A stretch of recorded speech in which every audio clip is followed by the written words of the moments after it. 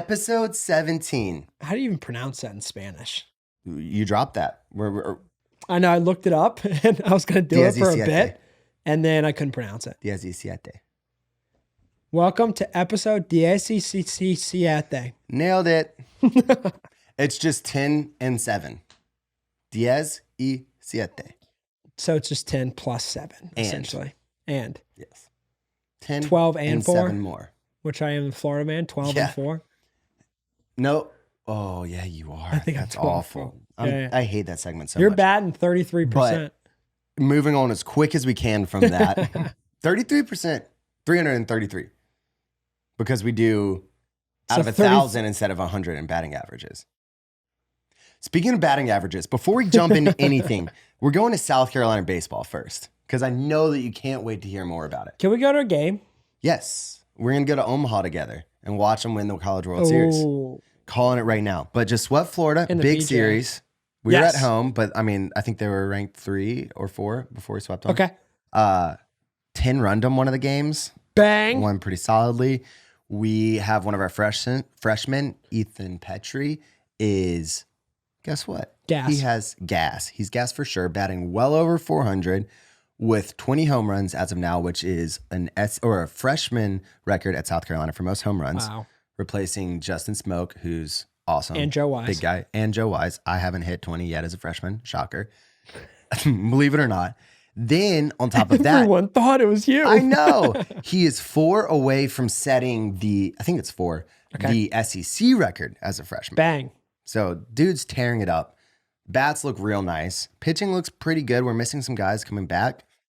I think we have a case for number 1. LSU, we didn't get to finish our third game against them. We 10-run them game 1, blew the game 2. So we ended up losing 8-7 that game. Wow. And they're number 1 still. I mean, they're nice. Let's just take the PJ to Columbia and catch a game. Yeah. Sponsored by Chelsea. By what's a PJ company? Sponsored by American Airlines. American Airlines. DSA Nueve. Siete. Okay. You're very close. Very close. But not quite there. But it's episode 17. We've got a guest on. We'll give a little bit more context, but it's my buddy James. He has been on a reality TV show. Wow. He's played college football. Wow. And he's incredibly yoked. Big fitness guy. So be some really fun stuff we get into. But before that, on this day in history, what happened, Christian Mosier? I'm telling you what, man. You a big space guy? Did we go to space on this day? The Hubble Space Telescope was launched into orbit on this day. That's pretty cool. In 1990. Pretty neat. And then New York became the first U.S. state to mandate license plates in 1901. License plates? On automobiles. We're supposed to have those? I know, isn't it crazy? Crazy. That's pretty nuts. You know who else has been flying around making moves? You picking what team you're going to be a bandwagon fan of? Partly. Other part, Ryan Reynolds. That guy is everywhere, isn't he? He's got gin. He has got soccer. Soccer now. He's got mint. Well, did he sell mint? He sold a couple weeks ago. He sold it for a lot. It was like an investor group. A lot of money. So he didn't get all of it, but still. A lot of money. Yeah. He's in movies. He's a very handsome man. He's the definition of, you're right, he's married to Blake Lively. A-list celebrity. He's the definition of top 25 most recognizable people in the United States. Well, he's from Canada. I'll put Justin Bieber. Yeah, JB. Drake. JB. What do you mean? But we were going to talk about the soccer team because that's pretty nuts. So 2 things. I've been told to watch the docuseries, which I need to watch. I think it's on HBO. I haven't watched it either. It's like a sexy docuseries apparently that follows the team. But here's some crazy numbers real quick. Ryan Reynolds and I guess the investor group, bought it for $2.5 million, right? And in one season, they added 1 million social media followers. That's nuts. They tripled season ticket purchases, tripled in this season. And they have sponsorships now from Xfinity, TikTok, and they just got promoted to the EVL, the European Football League or English Football League. Some E, and it's below. Is it in line to go into the English Premier League? I believe so. This is how I'm fully exposing myself for knowing nothing about soccer. What I read was they are now one more promotion away from the Premier League. That's pretty sick. But I think the Premier League has multiple divisions. Like, I don't know. You know So what you I'm can get saying? like relegated to Like C a team version? bottom. I don't know, man. Once again, it's just crazy the soccer they have over there. Anyways, whatever. Great story. Feel good story. Ryan Reynolds, what can the man not do? Dang. And then hockey, your Bruins. Dude, Bruins, as of today, this Sunday, 3-1. 3-1. Also 3-1, the Canes. We're a big Canes podcast. That's right. I don't Coming know, at man. you, The Iceman. Boston Bruins, though, I'm not going to lie, they were without Marchand as well. I've been following. I've been following. following NBA playoffs because I have. Dude, not. I've been following Lakers, who won again last night. And it looks like they're going to win. I forgot who they're playing. But anyway, LeBron. So wait, I just want to get this right. You're a Philadelphia Eagles fan. No, I'm a true. A to be hold on. determined MLB fan, No, a Boston hold on, Bruins fan, stop. and a Lakers fan. No, here. Are you a Yankees fan? I'm a true Carolina Panthers fan through and through, for sure. Eagles are my second favorite team. I said Okay. they are. Fair enough. Baseball, the Phillies are my new favorite team. When Bryce Harper went over. But it's also been the Braves and the Nationals. Braves growing up till I was about 14. So you're just circling through the NL East. Actually, 12 or 13. 12 or 13 is when I went to my first Nationals game because we moved to South Hill. And I was like, this is pretty sweet. So I was a Nationals fan from 13 to say 22. And then I'm a Phillies fan. Because Bryce Harper. I'm really just a Bryce Harper fan. And Lakers fan. So then you're going to be a Mets or a Marlins fan. I'm trying to figure out what's next on your journey. Just depends, man. Just depends. Just depends. Just depends on who's winning. I'm a winner. You're a winner or something What can I like that. say? Well, before we go in the episode, we've got Iceman. This week's unsung hero is Drew Maggi. Drew Maggi, congratulations and welcome to the show. You probably haven't heard of Drew before, and that's probably for good reason. He's been a career minor league player and fielder for the Pittsburgh Pirates.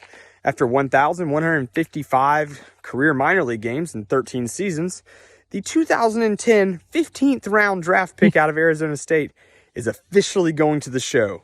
G-Man Choi and Brian Reynolds both are either on the injured list or bereavement list, and therefore this creates a roster spot.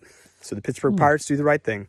They call down to Altoona in Double-A, where Drew Maggi is sitting in his locker, and the skipper comes in and makes a big deal about it and says, hey guys, there's a guy that is the locker room guy. We all love him. We're super excited for him, and it's with my honor. Drew, you're getting called up to the major leagues. Listen, sometimes perseverance and hard work pay off, and sometimes we look at those people and go, you're out of your mind. Sometimes it's time to let things go. There's a chance. But Drew has kept his head down, kept churning, and will hopefully keep this story rolling into next week as they take on the Dodgers later today. I love that. Drew, you're this week's unsung hero. Welcome to the show. Love it. Iceman, as always, bringing the heat there. Much love, much appreciation. But what I do not appreciate one bit, not at all. I'm wearing headphones right now just because I want to get out of my head. Oh, I like that. I was wondering why. But actually, it's putting it right back in my head. Okay. And it's Florida Man. And right now, you're like a 700,000 wins, 4 losses, but that's about to change. Because story number 1, Okay. a man. Wait, you're just raw dogging this? I'm raw dogging this off the dome. Yeah. Story number 1. I'm going more headline style. A man was running in a little hamster ball from Florida to the Bahamas and had to get rescued by the Coast Guard. Story number 2. Wait, that's all you're giving That's me? all I'm giving you. Dude, you. Story number 2. A man, also known as a stalker of Taylor Swift, woke up in her house, had slept in her bed while she's not there, like taking a shower, and I guess essentially tried to like move in for a day and then was arrested. Which story's true? That is, you didn't even do any background of any Nothing. story. I'm not giving you anything. You did 1 sentence for the first one and 2 sentences for the second one. Nothing. All right. Story 1's false. Story 2's true. Wrong. They're both true. Yes! You went true twice? Yeah, I did. You just, I just needed a W. you gave me 1 sentence. But he didn't get it right. The earth is flat. True or false? Right now. Okay, I'm thinking of 2 stories. Which one's true? Ready, go. Neither. Yeah, that's exactly what it was like. Yeah, and you could have just made that out like they both could have been false. Hate it for you, dude. Hate it for you. That was the dumbest Florida man. Yeah, it was. Let's switch. I'll do it since You'll do it? Yeah. Go back to the normal way. Okay. I'm going to do it. Okay. Okay. We're going to do 1v1, just normal. Which one's true? Which one's false? Because I'm telling you what, man, I think you're intimidated. And you're intimidated. Also, full disclosure, your boy just didn't really want to prep them today. Got back, and I was like, I've got to come up with a story. I looked up 2 headlines, and I'm like, I'm saying them off the dome. Oh, I should have thought about that. Yeah, you should have, but you didn't. It's okay, though. It happens to the best of us. It's time to jump into the interview with James. I'm super pumped for this. It was a great conversation. Don't want to give too much about it away, but some context on James. He's an awesome guy, great friend. Grew up as an Army brat. Then went on to play college football. He's also been on a large reality TV show and built this really awesome personal brand for fitness. And so he's just got a lot to add. And so we jump into those topics and a lot more. So I hope you enjoy this conversation. First, do you guys get a workout in down in Florida? Oh, yeah. It was pretty good. Jeez. With like an hour and a half, probably. Gosh. Yeah, I wish we had more time. It was nice. How long did you hit it after we left? Bro, I was probably in there for another probably 30 minutes. Nice. We hit a good lift, but my lifts are usually a bit long. So there was a few more things I had to do. But yeah, we killed it, though. Yeah, that's how he ends up looking like that. He's just... Yeah. No, I mean... He doesn't the I'm t-shirt, trying, man. the t-shirt, it's a little is a perfect fit. XXXS. It says raw Yeah. too. Yeah. This is a nutrition brand, Raw. They got some dope stuff though. Well, this episode's actually brought to you by Raw.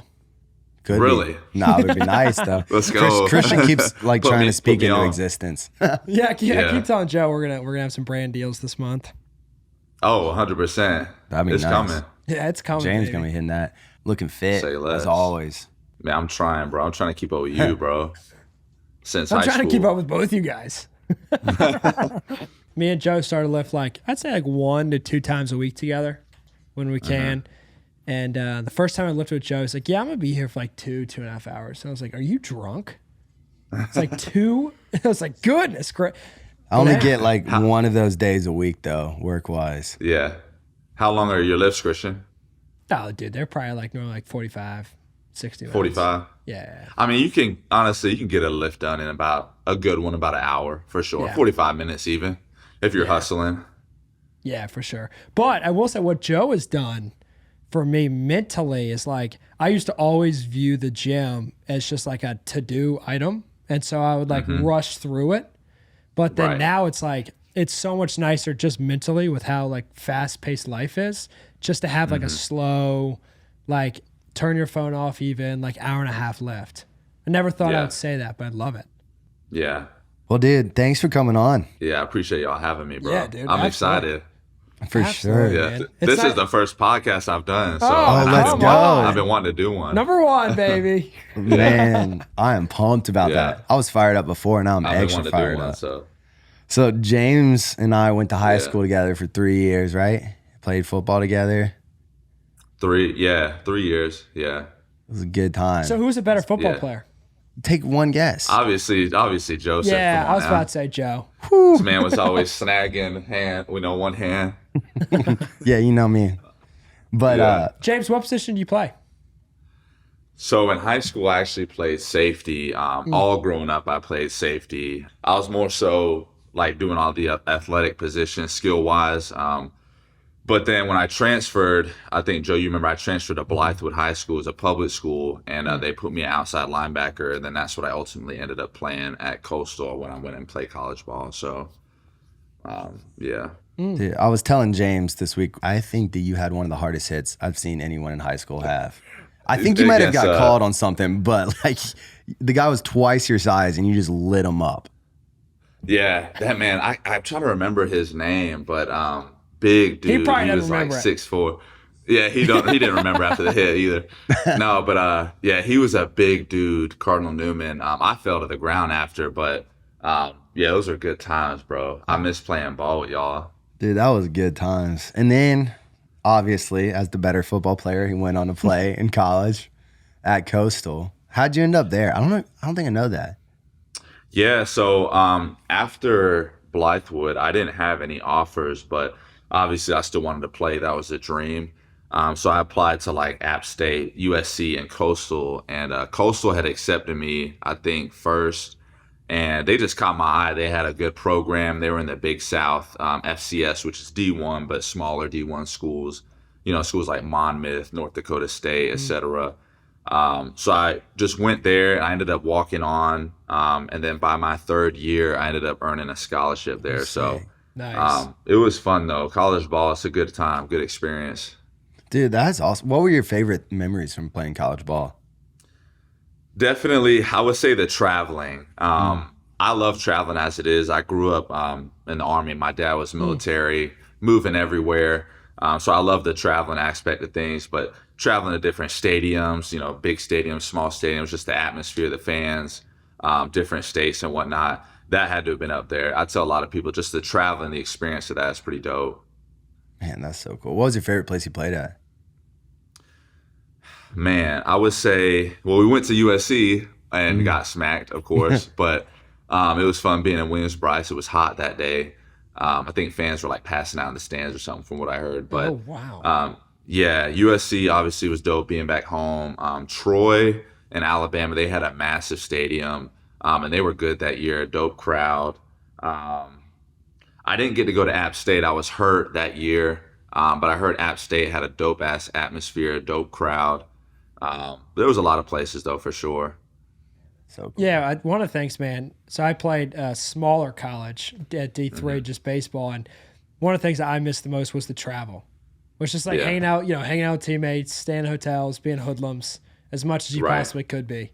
And Of course. dude, that must have been a great story when you walked on, right, made it, and then third year had a scholarship. Yeah, I mean, everyone's paths are different. I didn't expect that I would have to walk on somewhere after high school, but God's got a plan. It was what it was, But football was my love. There was no doubt about it.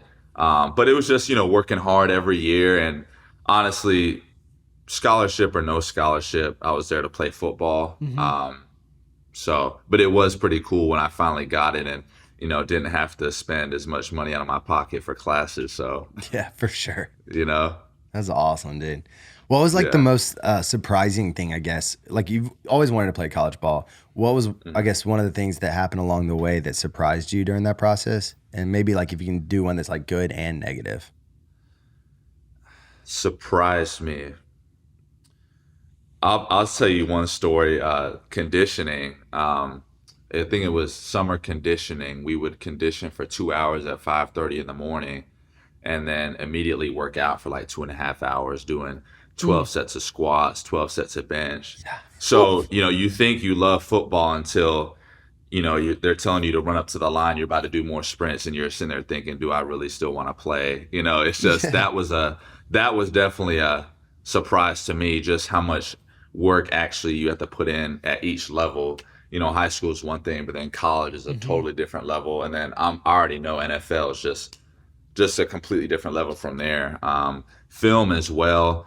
I realize film is huge, and each level it gets more in depth. You got to study even harder. Players are even more smarter. So just how much goes into the game, and each level is different. You got to keep getting better and better and better. So That's cool. Yeah, I mean, I can imagine even from the school we went to, like smaller private school, to Blythewood, bigger public school, to then like college, like those are like some decent jumps year over year for like 2 years in a row, I guess. 3 years in a row. yeah, and I've also noticed like each year, high school players are getting bigger, faster, smarter, better training, better coaches. Then the NIL deals now, they're getting paid Yeah. crazy money, right before they're getting to college. So it's just wild. Everyone's getting bigger, faster, stronger, smarter. So it's a little bit different than what we played. It is wild. We've got a guy coming on in a few weeks. He does NIL stuff at a university around here. And so I'm just like pumped to learn more about that because, I mean, you're right. It's just changing so much. It doesn't feel like we've been out of high school that long, but in that time. Right.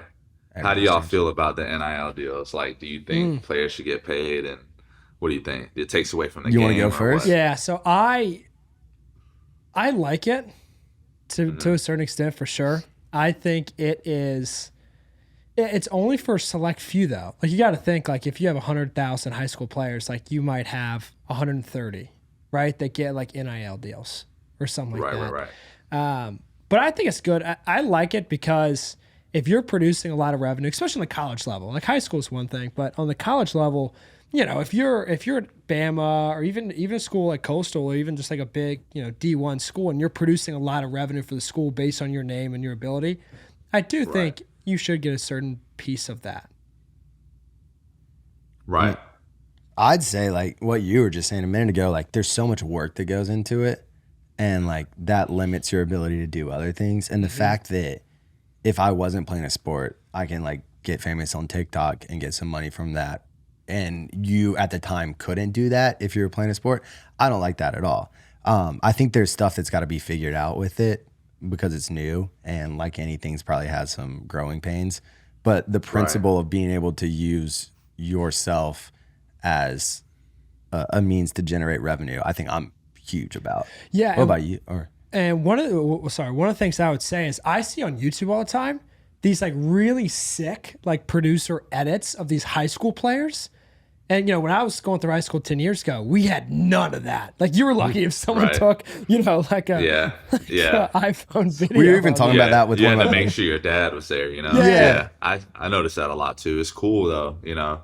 I would say being a player, I'm a little biased, but I like to keep an open mind. I'll say that players bring a lot of money to these schools, and I think they did it the right way where they say, whatever money you can make off your name, you can do that. You know, I guess the schools aren't necessarily, well, maybe they are. I'm not sure all the ins and outs, but maybe they're not necessarily paying them. But these athletes are able to just make money on whatever they can, which I think is good because you've seen how much money they made, and that's awesome. You know, they can help change their lives and their families' lives by being the great athletes they are. So hopefully, you know, down the road, it doesn't take too much away from the game, but they're able to make that money, so I think they should just let them, you know. No, I'm with you there. Well, I'm curious for like you having been in a college locker room, do you think it's going to be weird with teams if you got like some guy pulling in $3 million a year and then some people not making anything, or do you think that changes it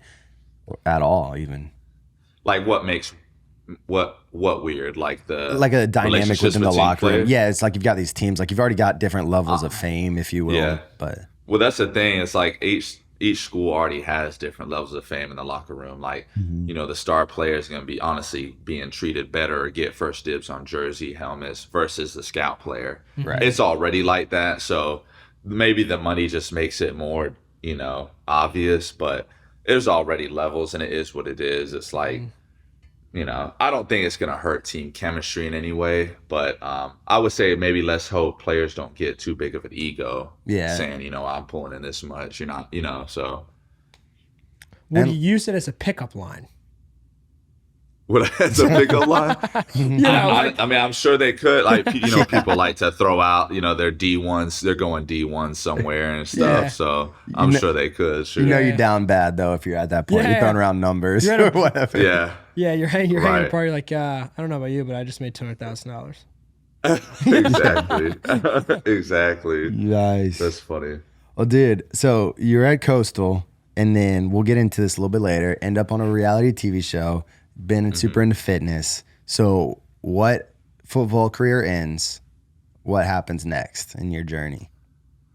So I actually, when I graduated from Coastal, I had one more year to play football, and I wanted to transfer and switch positions to safety because that safety I always felt was my natural position where I could show like my athletic ability.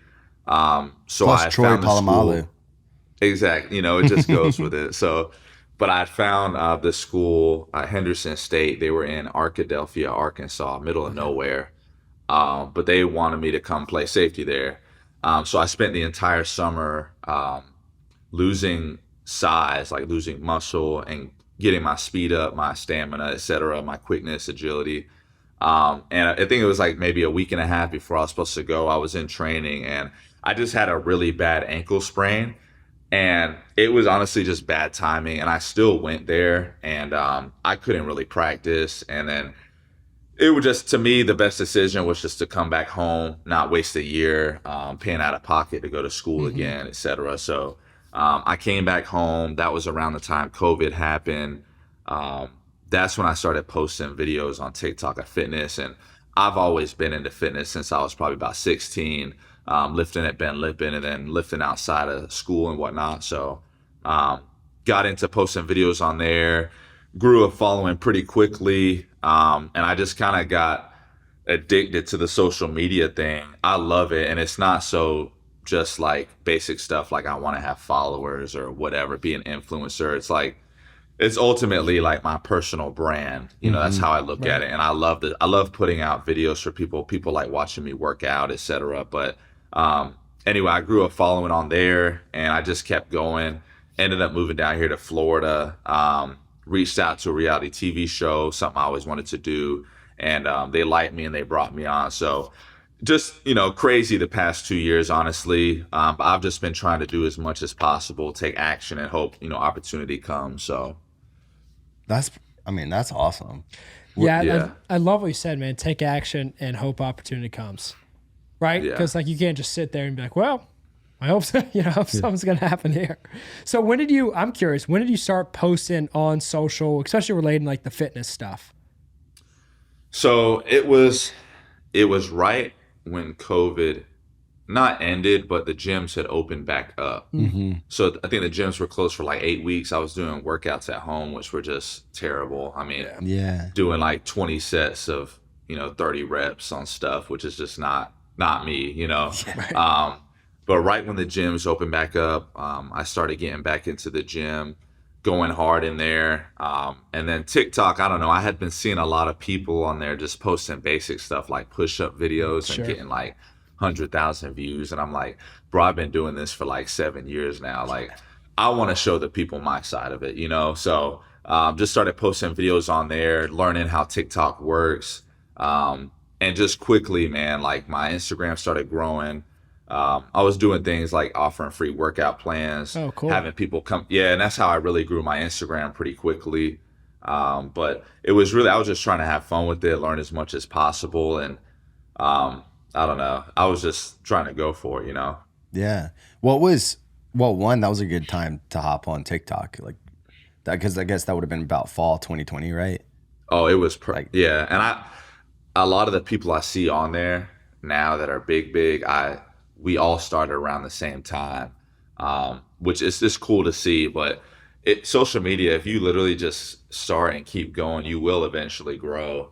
But yeah, it was perfect timing. I mean, it was pretty new still, but it was new to people posting like unique content and growing a following, So yeah, it was honestly perfect timing for sure. That's awesome. So like, what was when you started posting it, were you already viewing it as your personal brand, or I guess did you even have an end goal? Were you just doing it, or? It's funny because I'm 26 now. When I started posting around that time, I think I was 23. And even just in these 3 years, my mind is in a totally different place with this stuff. Yeah. So when I was posting back then, it was more short-term stuff like get followers, get sponsored by a company, get views, go viral. And a lot of that stuff happened. I grew my Instagram literally from, it was like 2,300 to 11.3K. My TikTok, it grew to 110K. It was within a few months, but it was very short-term stuff. And I think it was because I was younger. I was 23. Now that I'm 26, I see much further. I see an end goal, like build a personal brand, be like a fitness icon, do other things, podcast, clothing brand, gym, but like ultimately be like a fitness icon in the community, like a household name.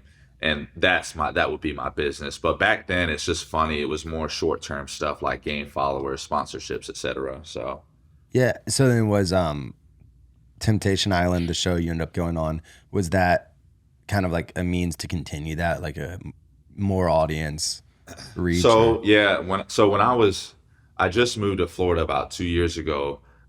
But it was about after COVID when I was still in Columbia, South Carolina. The show Love Island had reached out to me, and I thought it interested me. I didn't end up getting on, but afterward it just piqued my interest more for TV. And I know that the TV stuff just goes along with the social media stuff. And honestly, I just wanted an opportunity to say, you know, I went on TV. It was a dope experience, and maybe something could come after it, getting verified on IG, or, you know, maybe go on another different show, or, you know, gain followers, etc. But when I didn't get on Love Island, I ended up applying to Temptation Island like a year after, when I moved down to Florida. And my experience through interviews with Love Island kind of taught me a lot. So when I did Temptation Island, I killed it. They liked me and they brought me on. What did you learn in that process that you said like that you learned from Love Island and carried on? What were those things?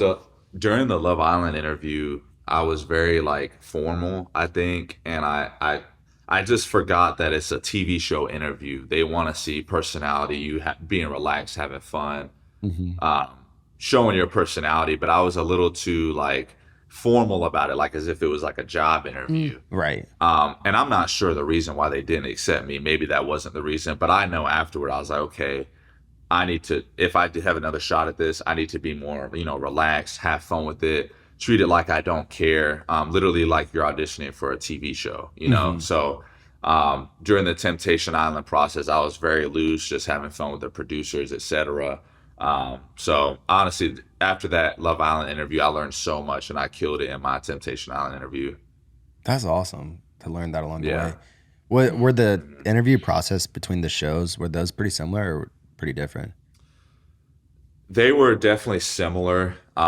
This was all during like COVID, basically, so it was all over Zoom versus like previous seasons. It was all in person. I was honestly glad it was over Zoom. I didn't have to go anywhere. I just stayed in my crib. But they were honestly the same, maybe a few different questions here and there. But it's all the same with the dating shows. They're going to ask the same types of questions, and they're going to try to gauge your personality. And they'll ask you stuff like, if you're on the island and this happens, how would you react, and stuff like that. Just situational questions. Yeah, exactly. So what would you say when you went on, man, was like, because everything has pros and cons. So what was a big pro of going on the show? You're like, this is dope, or this one or two things was really cool. And then what was like a con? What was like one thing you'd be like, didn't love this or didn't like this? A pro, honestly, just the experience, like y'all would have to be there to understand, but they flew us to Maui. That's where we filmed. We stayed over there for 6 weeks. We did all these photo shoots, video shoots, being in a house with just random people. Just overall, when you take a step back, it's like, wow, like I'm on a TV show. And it's a pretty big TV show. Yeah. Not as big as like The Bachelor or something, but it's a big show. Honestly, the pro is just, I love that I took action and I gave myself the opportunity to be on a TV show when not many people get to. The con, I don't know. Maybe that I had to miss the gym for 6 weeks. I watched the season, of course, because I had to follow my boy, and you were looking a little small at the end, you know. So I just gotta call you. Bro, I'll be honest. They kept the fridge stocked up with food, which was good. Like, eating's key. But obviously, I couldn't get my lifts in.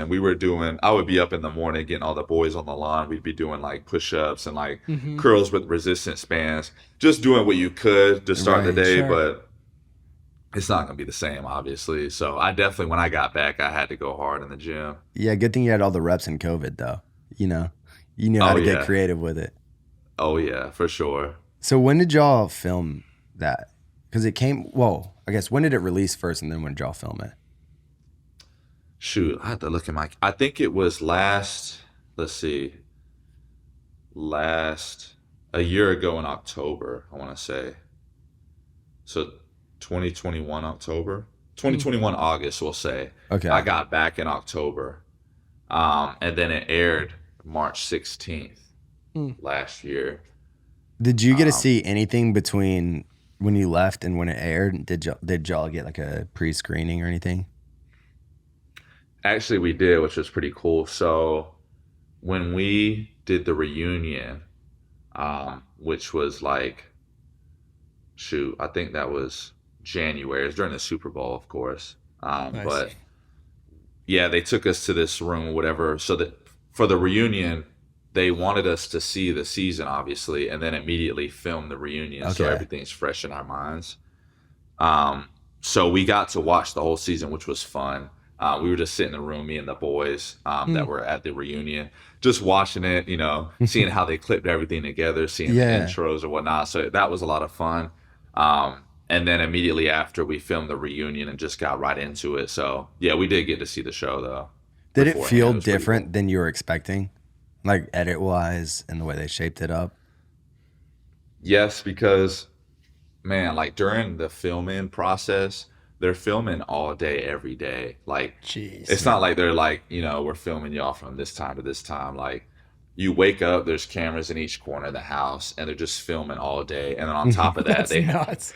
no, this is crazy, but this is crazy. They have these dudes walking around with massive cameras like this big, and they're right in your face filming, bro. Like, so like you're not supposed to look at the camera, obviously, but like you're talking to someone and you feel this like presence coming over, and you look, and this massive camera's in your face. So honestly, that was a little annoying at times, but yeah, they didn't tell us when we were filming. We're just filming all day. And then they so- grab whatever they can or want to. Right. So afterwards. like you don't know what's going to be shown, and you think something's going to be shown, but then it's not, or you forget something happened and they show it. But yeah, when we watched it all, you know, we got to see what they chose to show, how they showed it, the storyline that they put together, because it's not like from day one they know what the story is going to be with people. Right. Right.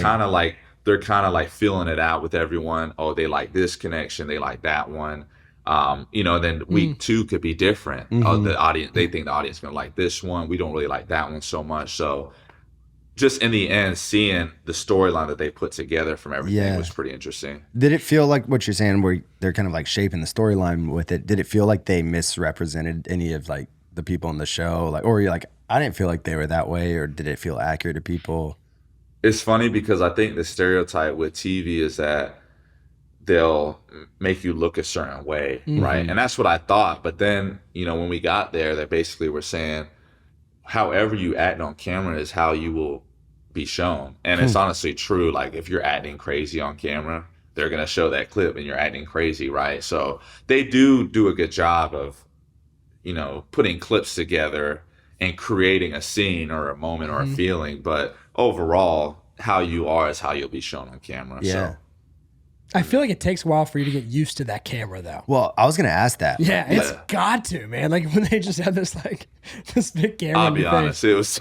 it was tough. Like I would say the first week, I mean, it was just weird. Like, cause I think shows like Love Island, from what I've seen, they just have the cameras in the corners, which is nothing. You don't even know they're there. But on this one, they're right in your face. And, it took some getting used to. I would say I could see some people handled it better than others, but, I would say by week 2 or 3, you got settled in and you were just waking up and going about your day, you know? The human body, man. I have this theory that like we're so adaptable that it's why people can throw a football in front of 90,000 people every week, and just like they're just like it's another day. But like if I threw a football in front of 12 people, right? Like you know, I would try to show off a little bit. Yeah, for sure. Yeah, I think everything in life, man, you do it enough, you get used to it and you get comfortable. So, yeah. That's wild. That's true though. So one of the other questions I have, and like you said, I feel like there is this almost like understanding of reality TV now that's probably too far, that it's all manufactured and all fake, which I don't think that's the case at all. But like with the show, was there some stuff that just felt way different than the way it looked watching it, whether that was like people or settings or anything like that? Well, I'll say like you said, the misconception is that everyone thinks it's fake, and or they hand you a script, and I thought that too, but now I know exactly how it is, and it's not fake. You know, they're not telling you what to say. You are being who you are, and you are saying what you want to say, but people that are on the show understand that they're on TV, so they're not going to act boring. They're going to kind of be extra for the camera. Right. Yeah. Whether they're putting on a mask or they're being extra of who they are, right? So like if you're boring, they're not going to show you. So it is real, but I think because it's a TV show, producers do a good job of setting the scene, setting the mood, and kind of almost directing, because it's their job. They're basically making a movie. So they don't want to just let everyone have free will and just like whatever happens. They want to set the mood. They see a story forming. They want to run with that story, etc. So that's honestly the biggest thing I learned while I was on it. It's real for sure, but it's also, people are going to kind of put on for the camera for sure. Yeah. So is it true what they say? Does the TV add 10 pounds? To be honest, I think it does, low key. But like I said, I couldn't lift like that, so maybe I put on some weight while I was there. Maybe you lost weight. Yeah, who knows? Yeah, you never know. Shoot, all that stress that was going on. That's wild. Yeah. Is there anything that would surprise people about the show? Like this show or TV in general? This one, this season even. Surprise people. Yes. So I guess I don't know. I guess I could say what happened. The show's already come out, but there was a few couples on there that were together for like, one of them was on together for like 7 years. Lascelles and Ashley. Mm-hmm. Let's see, Iris and her man Luke were together for like 4 years or something. So going into that, you're thinking they're definitely not going to break up, right? Well, they did. So that was honestly a big surprise to us too. We weren't expecting that. So I guess you just never know like what could set a couple apart. But yeah. No truer statements have ever been echoed than that. You never know what will set a couple apart. Yeah. That's wild with it. Do you keep up with anyone from the season? Or have you like yeah, just about everyone. We're on a group chat on Instagram. So like, we'll be talking in there every now and then. But honestly, everyone was cool as hell on there. There were a lot of people from Florida, so I've met up with them a few times. Oh, that's awesome, dude. Is the goal to do another couple? Nah, I don't know.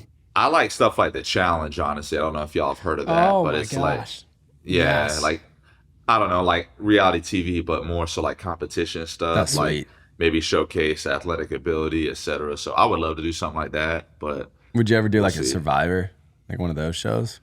No, I won't. Is that like they're in the jungle and stuff? Yeah.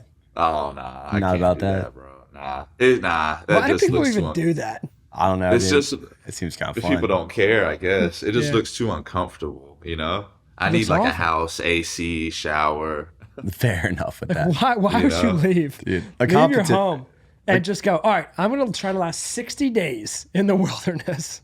It's these people though that grew up on it. They're like, that's my dream. And then they last 3 days. Yeah, just dream to be honest. Like, right. Then it's just for nothing, You'd also like every now and then I'll like watch probably like every other season or something like that.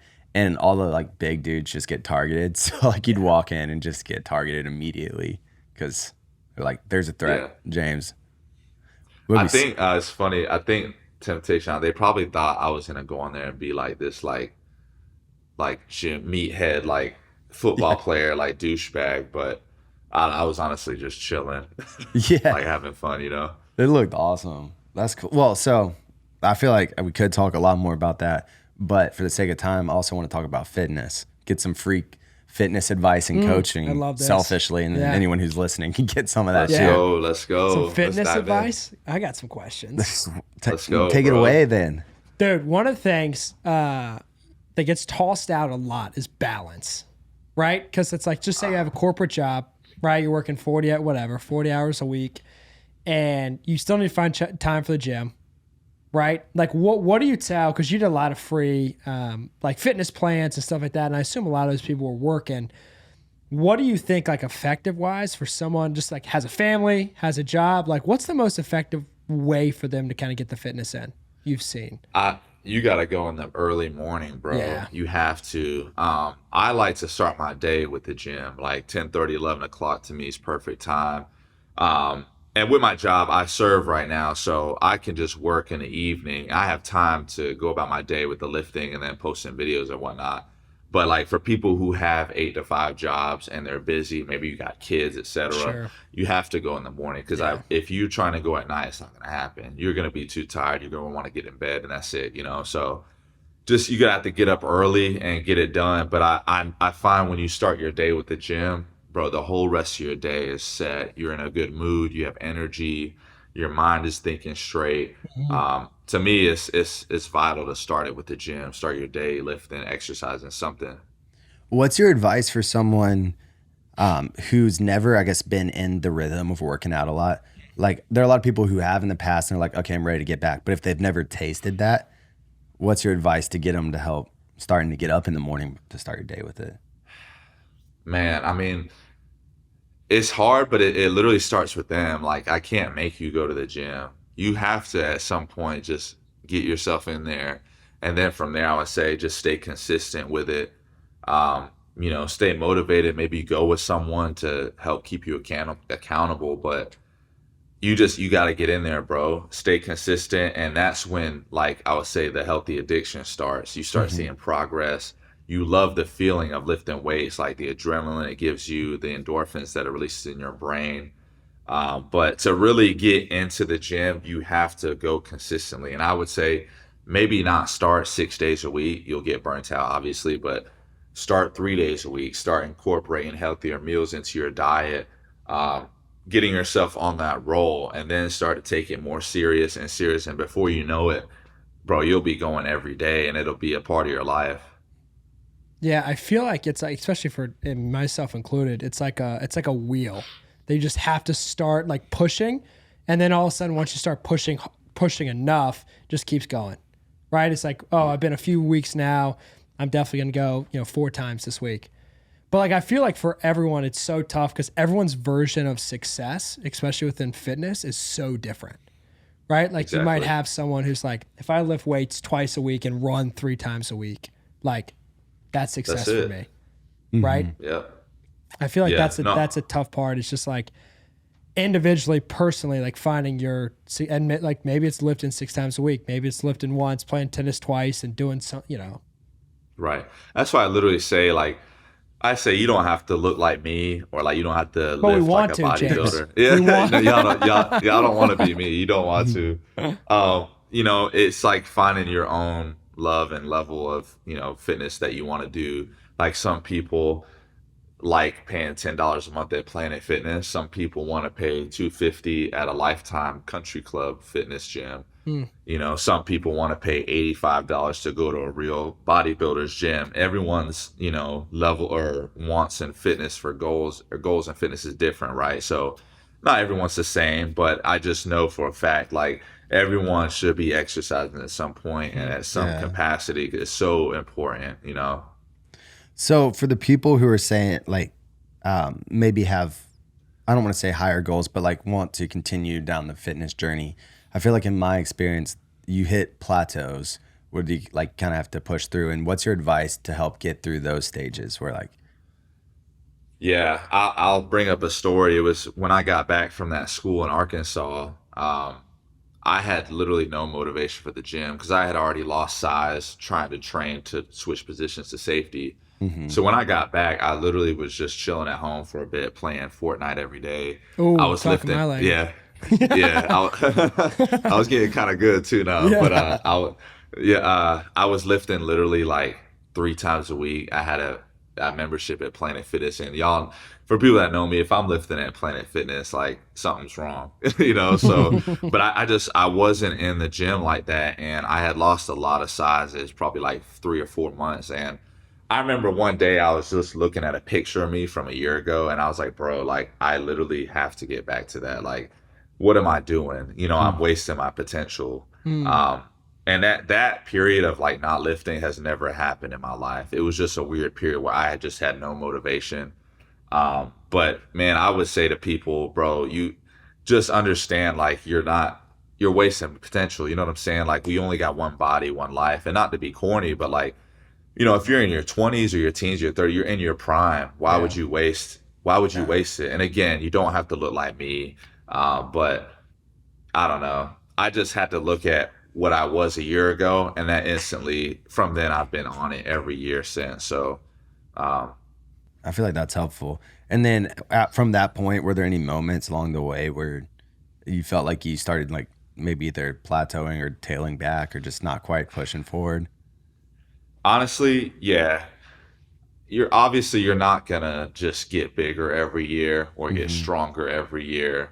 because, we're not machines. So, but you just keep going. I mean, there's been times where I know maybe I'm not getting bigger, but my motivation never lowers. I don't know. I just, Yeah. I know that I can do more. I know that the gains will come. Maybe I'll eat a little more. I'll switch up my lifts, or maybe I'll switch gyms, just to switch it up. But everyone's going to plateau at some point, but like, just know if you stop, you're going to lose it. So what other choice do you have? Yeah. Just find ways to switch it up. That's helpful. I was going to say, follow-up question. I think for strength gain exercise, objectively, the top advice is consistency, like showing up, doing it. Then like what you said, of like switching up's good, but I'm wondering, like, in your mind, you're working out, like you've already got the time blocked out, you're at the gym. What's like your main mindset or piece of advice that like helps you keep pushing and keep growing? To me, it's like I've gotten a taste for years now of what it feels like to put on muscle and strength and have that pump. And I literally love it. Like there's no better feeling to me than going in there and like you're a few sets in and you see your veins are coming out. Like my muscles are full. I can't bend my arms. It's the best feeling in the world. So literally I come back every day because I want that feeling, Yeah. But everyone has goals. Like my goal, I want this. I want to be a bigger, like more muscular and still lean guy. That's like the physique I go for. But I don't know. Everyone's passions are different. Mine, like I just love the gym, bro. And I love what it gives you mentally, and I love what it can give me physically and like looks wise. So that's every day. That's just what keeps me in there. And if there's some days where I'm like, dang, I gotta kill legs tomorrow. And then when I get in there and I'm in that third set, I'm like, oh yeah, this is why I'm in here. I love it. I love this stuff. Yeah, man. All about you've obviously done such a good job of creating that habit of just like constantly going, which I want to flip a little bit because I think, like for me, an example, it's easier to go to the gym, but it's tougher to create a habit around the nutrition. Right? Which is like obviously huge. I mean, I don't know. I mean, a lot of people say 80%, 20%. I don't know what you say. But as far as like the nutrition, like day-to-day life, normal person, like I find it really tough because like I want to go out to eat with friends and I want to have a couple beers on a Friday, and like where's like that balance without going too far down the unhealthy nutritional track? Yeah. So it's like, I don't know, it goes back to everyone's fitness is different. Yeah, everyone's me. I literally live this. So like, I know that. So I'll tell y'all what I eat every day. We can start there. Yeah, so I like love that. every morning for breakfast, and this has been this way for literally years. Every morning I do 5 eggs and oatmeal. Lunch and dinner I do literally chicken and rice every single day for lunch and dinner. I don't switch it up. Wow. And it's just I'm so addicted to the gym, and nutrition is so important. So like I know that if I'm choosing to go eat at Chipotle, right? Chipotle is not like unhealthy, but if I'm choosing that my lunch for the day is Chipotle versus a chicken breast and rice, I'm not getting the same amount of hard gains that I'm getting from this chicken and rice. Like, and I'm trying to maximize the amount of muscle and strength I put on in the gym because I take it so seriously, right? So it's every day that's what I eat. And there's a balance though. I literally love food. I love candy. I have the biggest sweet tooth. I love candy, ice cream. I love Five Guys, their shakes, right? But I'm so addicted to the gym and that progress and making the most out of my body and the gains from the food I'm eating. I make sure I eat the same thing every day. When I want to go out to eat, I literally just go out to eat. Like if I want to get Five Guys, I'll go get Five Guys. But there's a balance, obviously. Like you want to, I don't know, maybe that's how you develop eating disorders, but you want to be able to enjoy yourself. I definitely enjoy myself whenever I want to, but it's because I eat so clean. You like every create day this baseline. Right, exactly. And there's a lot of days that's funny. There's a lot of days where, let's say like after the gym, I go get Chick-fil-A with my buddy. When I get home, I still eat my meal. I just ate at Chick-fil-A, but then when I get home, I eat my chicken and rice meal because I need to get that meal in. You know what I'm saying? Yeah. Like I ate my lunch with Chick-fil-A, but I still need to get that meal in right there because that's what's going to help me get stronger and bigger for tomorrow's lift. So So do you do cheat days or meals, or do you just like give yourself almost like an allowance a week, or do you just go off a feel, or how do you honestly, determine it? lately it's kind of been an allowance, not in a bad way, but Yeah. it's, I would say, so like my off days from work are usually like Sundays and Mondays. So I go so hard from like Monday to Saturday. When Sunday rolls around, maybe I'll be a little more lenient. Maybe I'll go out for breakfast that morning with my buddy, or maybe we'll do a dinner or something, or and then I'll take off from the gym, obviously. But honestly, I'm so on a roll right now. I don't really feel like eating out. I Yeah. just want to get my meals in and keep going. Probably like save a good amount of money doing Yeah, that. no too. joke. Yeah, I was Man, thinking about that's that. yeah. Just the money I'd say too, man. yeah, and it's funny because sometimes when I'm Publix is expensive, but it's right near my apartment, so I have to go there. But Yeah.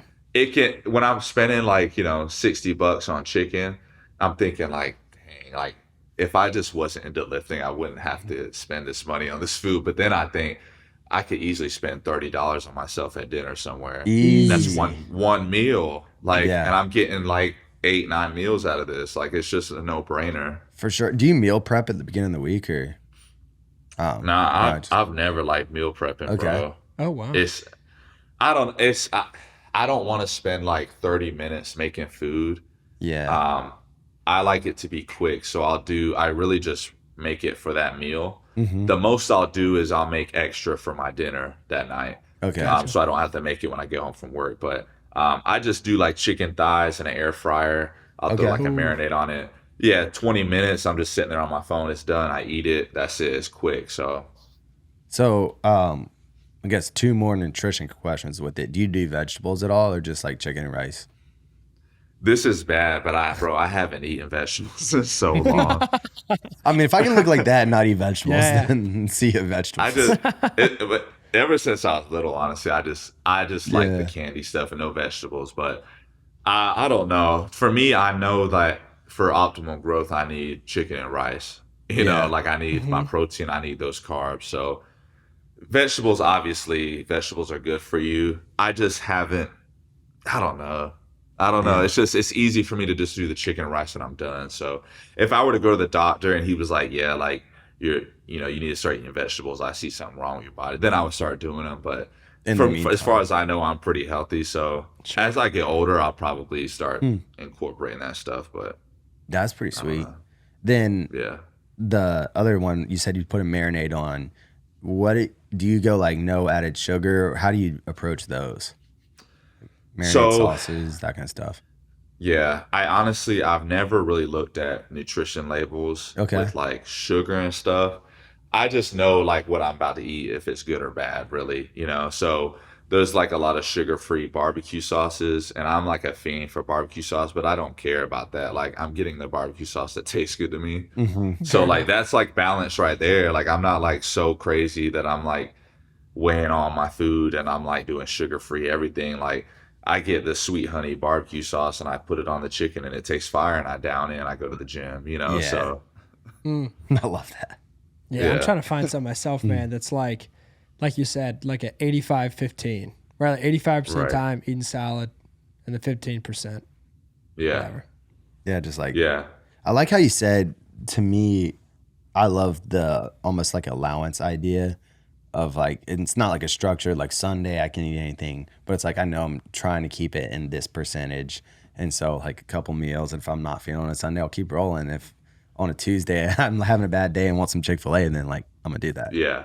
That's cool. Yeah, man. bro. And everyone's different. I mean, we're all human. Like you have to enjoy yourself. And I posted a video recently on Instagram about what I eat, and I told them every single day I eat 5 eggs, oatmeal, and then chicken and rice lunch dinner every day. And all the comments were like, sounds like a boring life. That's how you develop eating disorders. Wow, you don't eat cheat meals. Like, bro, like you can eat a pizza, you're not gonna get fat. Like, obviously, like it was a 10-second clip. Like I eat Right. pizza, like, but I'm so dedicated to the gym every day. Like I honestly don't even feel like going out. Like I'm I just need to go home and eat my meal because like tomorrow I want my biceps to be a little bigger, Right. So Yeah. Dude, that's a whole rabbit trail we can talk about. It's comments. Yeah. oh Social media, man. Dude, we're starting to get some too where it's like, really? It's kind of funny, huh? It's funny. It's savage. It's, Dude, I mean, they're and great you sometimes. you're in the fitness industry, so I bet it's like everyone has their specific opinions. And so we do a lot of sports content, and of course everyone has their specific sports opinions. And if you disagree, they tend to get pretty oh, passionate. you're an idiot if you don't Yeah. agree with them. Yeah. It's honestly dumb. Like people can't just like be cool with each other and just Dude, enjoy the yeah. content. It's just crazy the stuff that people say online that you wouldn't say in person. I remember like early on, we got like this comment of someone who's like morons. And so I was like, I'm going to have fun with them. So I respond back. I'm like, we prefer idiots, but it's whatever. And the next Yeah. day he like sent like 2 comments afterwards. He's like, oh, I feel so bad. Like whatever. I'm like, it's just like, you don't think of someone on the other side being human. And then when you just have this human interaction. Exactly. And I find I get a lot of like hate comments on like I'm natural. I've never taken steroids, and I tell people it comes down to genetics and then what you eat, how you eat, how you train, and how much you train, right?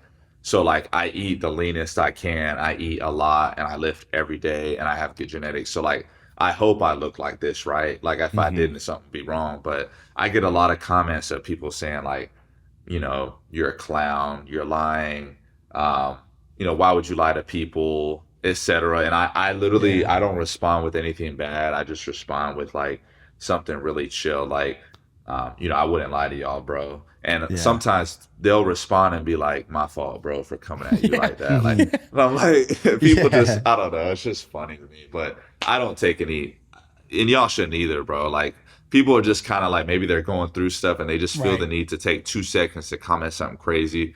I don't even give them the emotion back, Right, for sure. I mean, that's a great point too. It's like there's, especially online, this exchange both ways where they don't see the person on the other side as human, and then sometimes you don't like you look at it as just a comment. It's like, no, this is a person who's like going through something probably, and in their mind, right or wrong, firing off a couple letters and hitting send is a way to maybe cope with something or maybe deal with something else. And so empathy is a great thing that the world could use a little bit more of.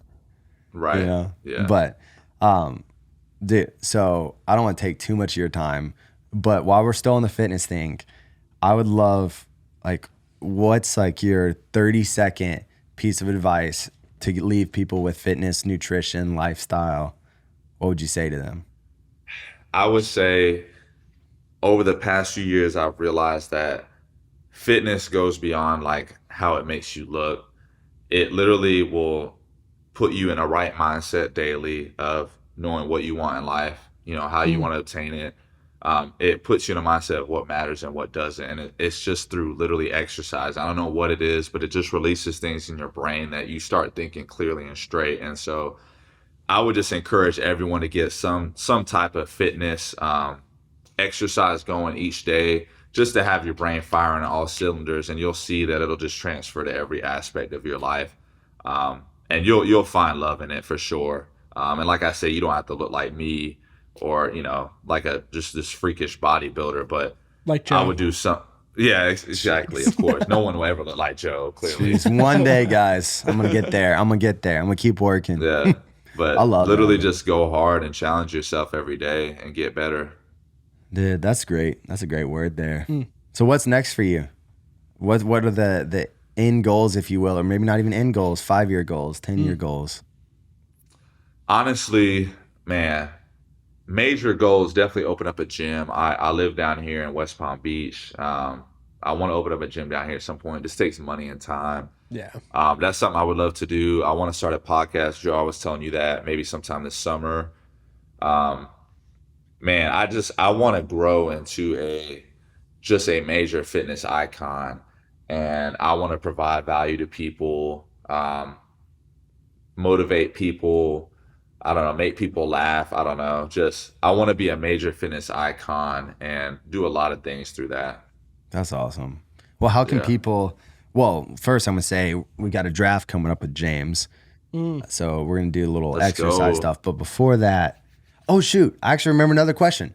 I got not off the hook with fitness. I want to know workout plan wise. How do you shape what you're doing? Is it field based? Do you like schedule it out? How do you approach that?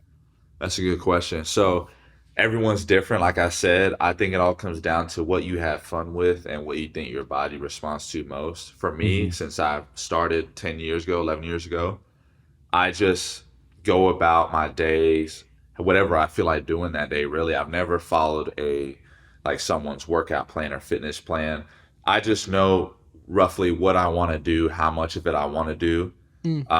So like recently I've been doing like the typical like back by, chest try, full shoulder day, full arm day, biceps and triceps. Okay.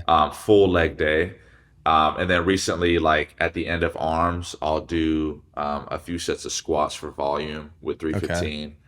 At the end of like shoulders, I'll do some volume sets of leg extensions and leg curls just to get extra leg work in. But I literally just do what I know I like to do, and I'll maybe switch it up here and there with the sets and reps. But I just really have fun with it, bro.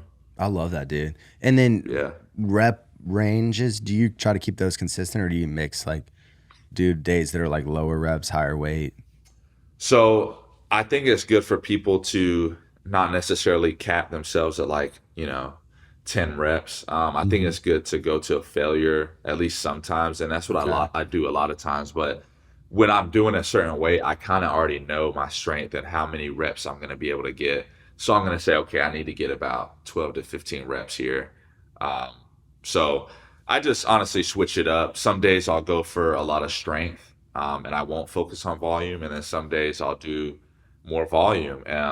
There's some lifts where like squats, I like to work up heavy and weight just to make sure my strength is up there. Yeah. But then when I get to leg extensions, I'm going heavy volume. I'm doing like 12 to 15 sets because I want that pump to grow my muscle, So it just depends on what I'm doing or the day. Dang, that's awesome. Yeah. So really, it's just kind of like fun and feel. It's Yeah. like, hey, this is what, I love that. That's the like, thing. Yeah, it's fun. I just have fun with it. Yeah, like, I mean, you are in very good shape, very high at fitness goals, and you're still like having fun with the workouts. You're still like mixing it up some nutrition. Yeah, you're very disciplined with it. But like, I think there is wiggle room where like, it's not all or nothing. You know what I mean? Like you can have high goals and still make some balance and some fun, and just takes discipline and focus with it. Exactly. And like, I've been lifting for so long. I feel like I can really do what I want when I get in there. Now, maybe if you're new to the gym, I would say learn the weights, learn the equipment, learn forms and how you're hitting your muscles. So like, obviously I'll tell people like, if you're doing a bicep curl, understand that you're growing your bicep from this motion right here, not from doing this. Right. Like doing a chest press, you're building it from this motion. That's what's building the muscle. So learn stuff like that, and then maybe follow like a little structured plan just to get yourself in the motions and understanding things. And then once you know what you're doing, you can literally just, get in there and do what you want. And, Yeah, I mean, it's like anything. Like I remember studying music. It's like you learn the rules so you know how it works, and then you can break them. You know how to like bring things in and out, but you got to have that foundation first. So speaking of that, you've got a YouTube channel, right? I do, yeah. You do. Do you have any tutorials, any of that kind of, or like what kind of content's on it that people can go to? So the YouTube, I haven't ever really posted tutorials with my videos. It's more so just like literally just chill, hype, lifting vids. I think that's what the people like. I'm really intense with my workouts, and I think people like watching my lifts. So my videos are really just chill stuff of me lifting intensely. But yeah, a lot of the video, I have a few videos on there, but it's mostly just lifting videos. But recently I've been putting reels out every day on Instagram, which has been doing pretty good. And it's really just short clips of me doing a set or talking to the camera. So yeah, nothing really tutorial, just like chill lifting stuff. That's sweet. We will make sure that we throw the YouTube, Instagram, and TikTok in the show notes so people can check out. Yeah, Get I you up appreciate it, there. bro. Are there any, I guess, because we're talking about like building the foundation and like understanding form and that kind of stuff, is there anything you would recommend people go into as a resource if they're early stages working out? Like to learn stuff? Yeah, just what would you consider You like a sound can knowledge? literally, man, you can literally YouTube everything. And if there's like I hear a lot of girls like they're like not confident going into the gym.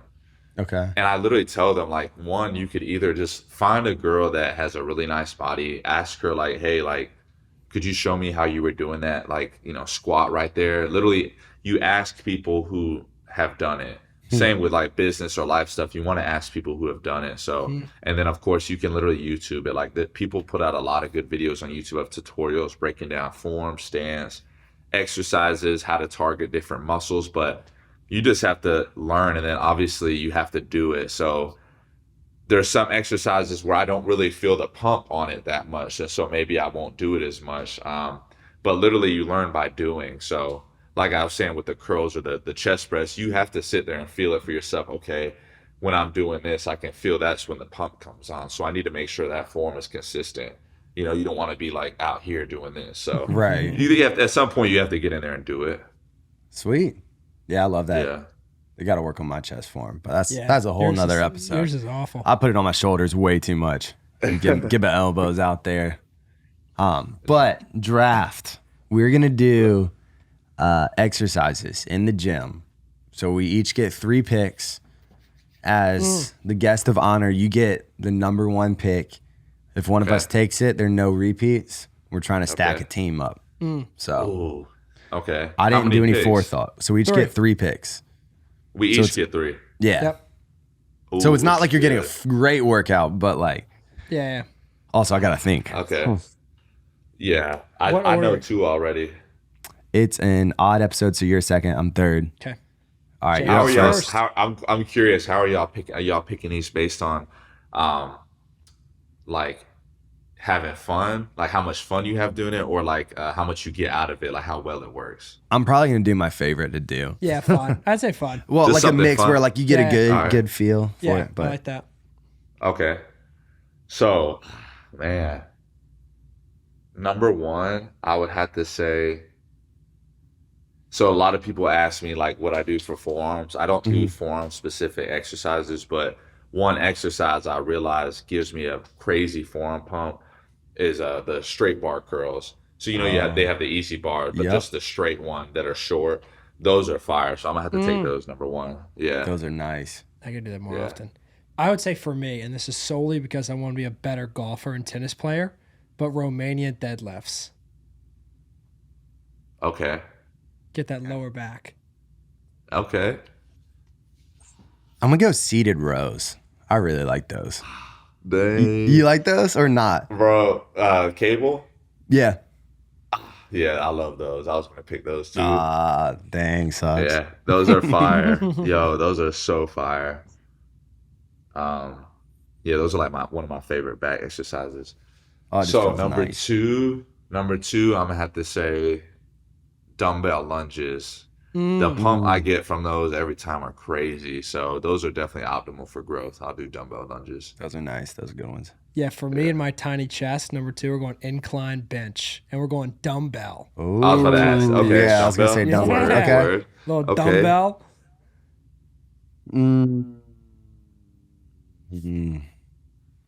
This might.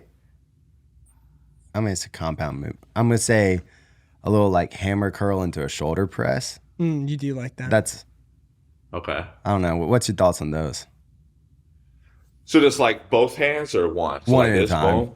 Yeah, one at a, or do you like both? I normally go one and then switch. I actually haven't done those in a while. That's solid right there. I do love hammer curls. Yeah, I figured I'd throw that's a in the good- shoulder press since I only get 3 picks. Fair enough. Okay. That's a pick. That's a good pick. Third, man. Can we come back to me? No, we can Yeah. if I take it though. Oh. Yeah. Let's come back to me. All right. I gotta think. All right, for me, it's got to be just, it goes back to one of the most basic lifts you can do, pull-ups. Okay. I mean, just That's a such a good one. staple. Pull-ups are good. Yeah. This might be recency bias, but I'm loving just like some classic like shoulder flies, like Okay. lat raises. Here or here? Or here? Like I've been doing like a slight bend, little bend at my waist, probably like Okay. I don't know if you can see my arms coming in like there. Yeah. I don't know. Okay. They've been feeling real nice lately. Yeah. All right. I'm going to have to say one of my favorites for back, dumbbell rows. And I like to do them on the rack. A lot of people do them on the bench, but I've always felt like on the rack, it's just a better angle. Yeah. I love dumbbell rows. Hits your biceps and your back. So, yeah. Jeez. What are you throwing up there? The For rows? Dumbbell. I could, oh man, I mean, I could do, It's a high number. I could go up to 135 probably for a few. Jeez. I start at 100 and I'll work up to 125 for like 6 each arm. Dang. That's a nice workout. Let's go. Yeah. Dude, I'm about to go hit the gym right now. I'm I'm so fired up. I'm on the way. Let's get it. Dang. We'll take the PJ to West Palm. Yeah. If only there was Bet. one. Dang, dude. Well, thanks so much for your time. This has been awesome. Yeah, this was fun. I couldn't wait to do this for y'all, bro. I appreciate y'all having me for real. Yeah, thanks for sharing your Heck wisdom yeah, with man. us. We loved it. This has been great. Yeah, this was dope. Yeah.